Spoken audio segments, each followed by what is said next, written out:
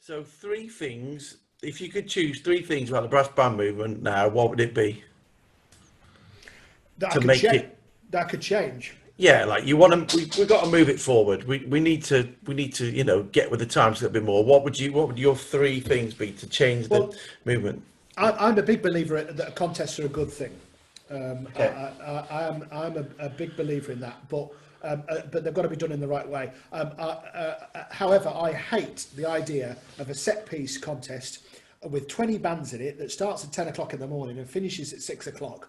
I mean, it's just I just think that's archaic. I like the concept of competition within our movement, but that is just Bonkers. yeah, absolutely. So events like that need to be less bands, and I've been to the Europeans where it's a test piece and a known choice, and it's just a spectacle. I think if the Open was even 8 bands, and it was even on the same day, a morning set test and an afternoon where you had this kind of spectacular own choice kind of event in the afternoon, and the kind of drama of the two legs and all of that kind of thing. I think it would just be a better experience. And kind of within the same point, the idea of the results ceremony just makes me want to it's just and yet you go to different countries. The results ceremony, the way they do it at the Nationals in Holland, is brilliant. It's like an episode of the X Factor. No, not quite as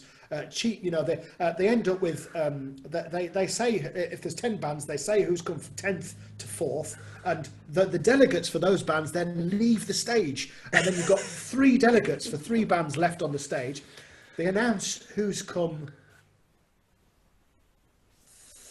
third, that's right, and then you've got 2 left on the stage, and at that point they don't announce second, they just announce the winner. So the band that and I think but the drama of that is Yeah. great, isn't it?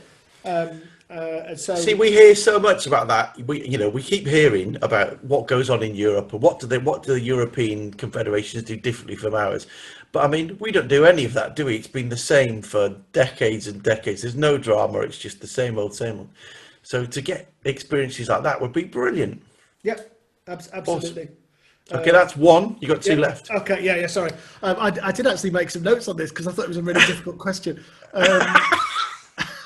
I keep talking about that. There are some non-contest things here, but all contests should be pre-drawn. And I know the idea that the adjudicators get to know, but just send an email to the relevant band. If they let their draw out, then I don't know, it's a disqualification or something. But again, the idea of getting up at 6 o'clock in the morning to rehearse because the draw's at 8, and then you might not play till 6 o'clock that night. It's just beyond me. So.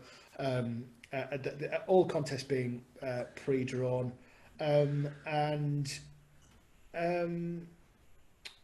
I kind of have I made a note of 2 more in that they're kind You're of allowed two more. Go on. they're kind of connected in that I'm fed up of hearing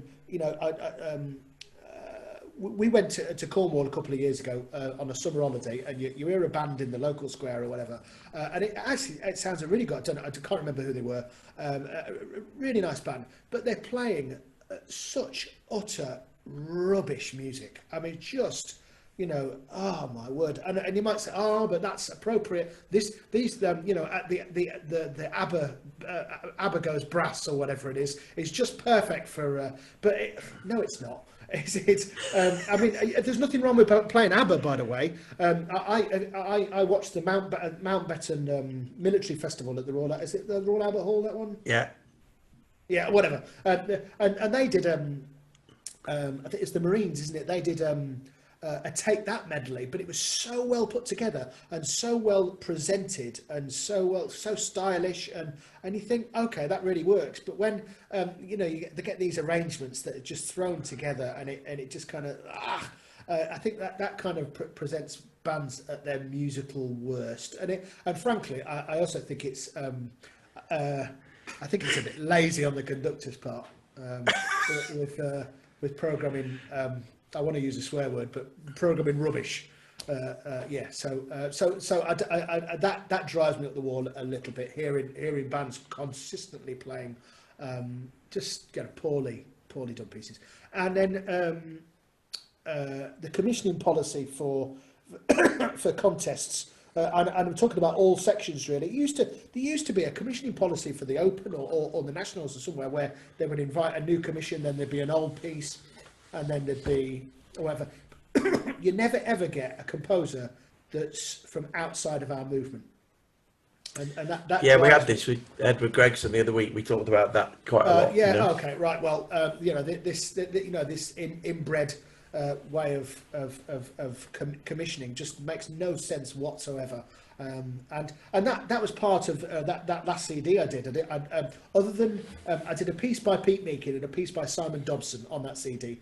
All of the other 8 tracks were pieces that would have been composers that would have been totally unfamiliar to the brass band world, which is, I mean, I haven't sold many of those CDs. No wonder, because it's contemporary euphonium music. It's electroacoustic, and nobody recognises the composers. So it was hardly a commercial venture, was it? So did you get 1,000 printed, and you've still got 950 in the loft? I think I got 500 done, and I think 475 in the loft. I think I've got rid of most of them, but well done.